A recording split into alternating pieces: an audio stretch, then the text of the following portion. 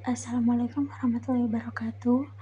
Perkenalkan, saya Siti Betarohma. Di sini saya akan menjelaskan tentang alat AAS atau kepanjangan dari Automatic Absorption Spectrophotometer. Di sini ada pengertian Atomic Absorption Spectrophotometer atau spektrofotometri serapan atom atau yang sering disingkat dengan AAS adalah alat yang digunakan untuk menentukan kandungan logam dengan kategori logam berat maupun logam ringan yang terdapat pada sampel.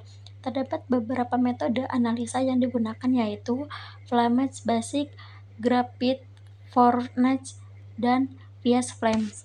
Di sini ada parameter analisa yaitu timbal, Pb, besi, Fe, seng, Zn, tembaga, Cu, perak, Ag, emas, Au, nikel, Ni, natrium, Na, merkuri, Hg, dan aluminium atau yang disebut dengan Al. Di sini ada prinsip kerja alat AAS. Kita bisa lihat cara kerjanya di sini. Di sini ada fungsi alat AAS. AAS biasanya digunakan untuk pengiriman analisis jejak logam dari berbagai jenis sampel dalam ilmu lingkungan, makanan dan minuman, kimia, dan sektor farmasi untuk pemantauan pengotor atau kontaminasi dan kontrol kualitas, serta penilaian cepat bahan baku. Spektroskopi serapan atom juga digunakan dalam pengaturan klinis untuk menganalisis cairan biologis seperti darah dan urin. Dan di sini ada bagian-bagian alat dari AAS. Yang pertama itu ada lampu katoda, monoglam, dan multiglam. Yang kedua ada atomizer, nebulizer, spray chamber, dan burner. Yang ketiga burner, yang keempat monokromator, yang kelima detektor, yang keenam recorder, yang ketujuh tabung gas, yang kedelapan dating, yang kesembilan kompresor, yang kesepuluh buangan pada AAS. Di sini ada cara penggunaan alat, yaitu yang pertama gas dibuka terlebih dahulu, kemudian kompresor, lalu dating, main unit, dan komputer secara berurutan. Yang kedua, dibuka program SAS atau Spectrum Analysis Specialist. Kemudian muncul perintah apakah ingin mengganti lampu katoda. Jika ingin mengganti, klik yes, dan jika tidak, klik no. Dipilih yes untuk masuk ke menu individual command. Dimasukkan nomor lampu katoda yang dipasang ke dalam kotak dialog. Kemudian klik setum, kemudian soket. Lampu katoda akan berputar menuju posisi paling atas supaya lampu katoda yang baru dapat diganti atau ditambah dengan mudah. Yang keempat, pilih no jika tidak ingin mengganti lampu katoda yang baru. Yang kelima, pada program SAS 3.0 dipilih menu select element dan working mode. Dipilih unsur yang akan dianalisis dengan mengklik langsung pada simbol unsur yang diinginkan. Jika telah selesai, klik OK, kemudian muncul tampil condition setting. Yang keenam, diatur parameter yang dianalisis dengan men-setting flow 1,2 measurement concentration number of sample, 2 unit concentration ppm number of standard, 3 standard list, 1 pmm, 3 pmm, 9 pmm, warning up. Yang ketujuh, diklik OK dan setum, ditunggu hingga selesai. Yang kedelapan, klik ikon bergambar burner atau pembakar. Setelah pembakar dan lampu menyala, alat siap digunakan untuk mengukur logam. Yang kesembilan, pada menu mention pilih measure sample. Dan di sini ada kelebihan dan kekurangannya. Yang pertama itu untuk kelebihannya yaitu spesifik, yang kedua batas atau limit deteksi rendah, yang ketiga dari satu larutan yang sama beberapa unsur berlainan dapat diukur, yang keempat pengukuran dapat berlangsung dilakukan terhadap larutan contoh preparasi, contoh sebelum pengukuran lebih sederhana kecuali bila ada zat pengganggu, yang kelima dapat diaplikasikan kepada banyak jenis unsur dalam banyak jenis contoh. Yang keenam, batas kadar-kadar yang dapat ditentukan adalah amat luas. Dan di sini ada kekurangannya. Yang pertama itu adanya kesalahan pengukuran.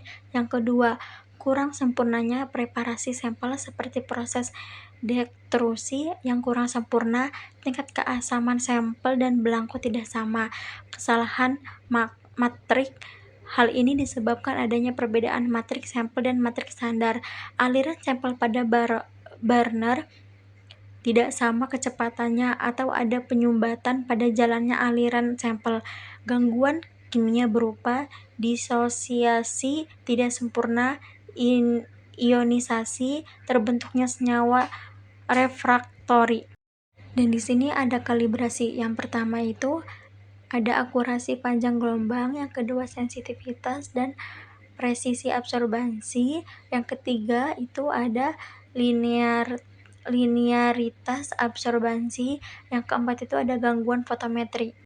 Dan di sini ada troubleshooting. Yang pertama itu flame tidak menyala, yang kedua burner tidak terpasang atau salah tipe burner, yang ketiga interlock pada spray chamber belum terpenuhi, yang keempat flame window interlock tidak terpasang dengan benar, yang kelima lidah flame pemantik terlalu pendek, yang keenam aliran oksidan terlalu besar atau resiko oksidan terhadap fuel terlalu besar. Yang ketujuh, glow plug atau spark ignitor tidak bekerja.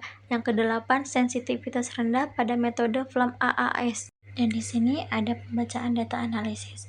Pembacaan data analisis menggunakan instrumen AAS melibatkan pengukuran absorbansi sampel pada panjang gelombang yang spesifik. AAS menganut hukum Lambert-Beer sama seperti spektrofotometer UV dan visible. Cara perhitungannya pun sama, yaitu dengan membuat deret standar dan setelah ditetapkan harga absorbansi atau persen transmisinya, kemudian dibuat grafik. Pada AAS umumnya pencatatan hasil analisis memakai sistem digital atau dapat dipakai recorder atau komputer. Bila dipakai recorder dengan memprogramkan tinggi puncak salah satu deret standar, maka untuk mengetahui kecepatan atau ppm contoh yaitu dengan membandingkan tinggi puncak dari contoh dan deret standar. Dan di sini ada alat ICP atau Induct Live Cooled Plasma. Dan di sini ada pengertian ICP. ICP adalah metode analisis yang didasarkan pada ion yang tereksitasi dan memancarkan sinar. Metode ini digunakan dalam spektrofotometri massa untuk analisis multi unsur. Di sini ada fungsinya. ICP biasanya digunakan untuk analisis lebih dari 90% dari semua unsur dalam tabel periodik, termasuk logam alkali, transisi, dan unsur tanah jarang. Di sini ada prinsip kerja alat ICP. Kita bisa lihat sendiri di sini.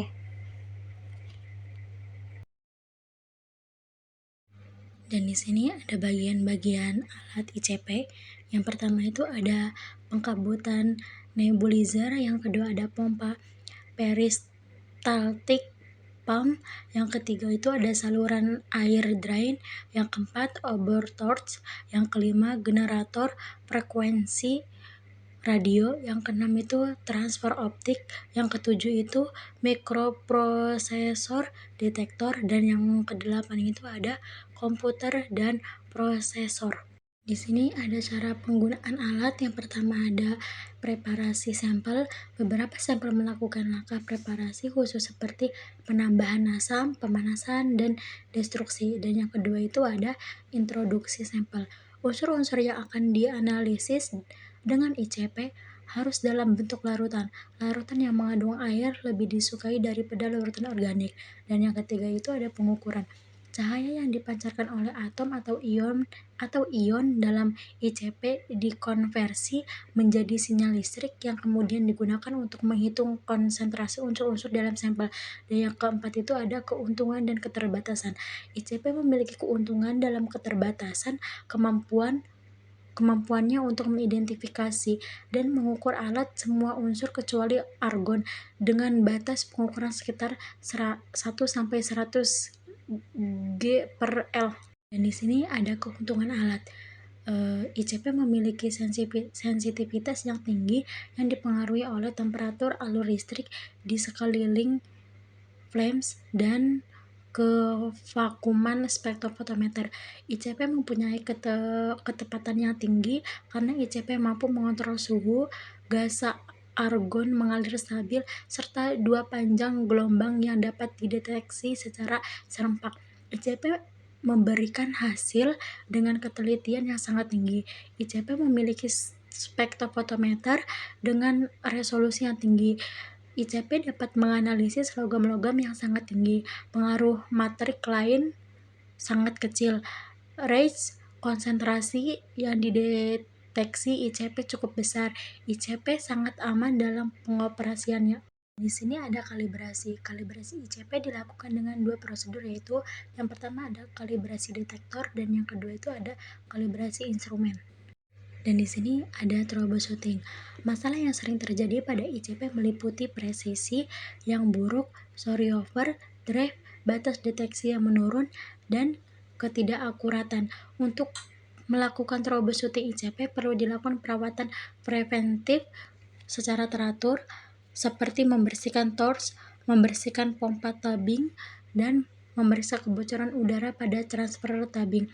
Selain itu, perlu memantau tekanan belakang nebulizer dan menggantinya jika diperlukan. Modifikasi matrik yang sesuai juga harus digunakan untuk mengatasi interferensi kimia dan fisik yang dapat mempengaruhi pembentukan aerosol dan atom. Yang terakhir itu ada pembacaan data analisis. Hasil data analisis ICP dapat dibaca dengan memperhatikan konsentrasi unsur dalam sampel. Proses analisis ICP melibatkan pengumpulan data dari masing-masing cuplikan dalam kurun waktu hampir seperempat jam dan dapat dilakukan untuk berbagai aplikasi, termasuk analisis lingkungan, analisis minyak, farmasi, dan lain-lain. Baik, cukup sekian dari saya. Kurang lebihnya saya mohon maaf. Wassalamualaikum warahmatullahi wabarakatuh.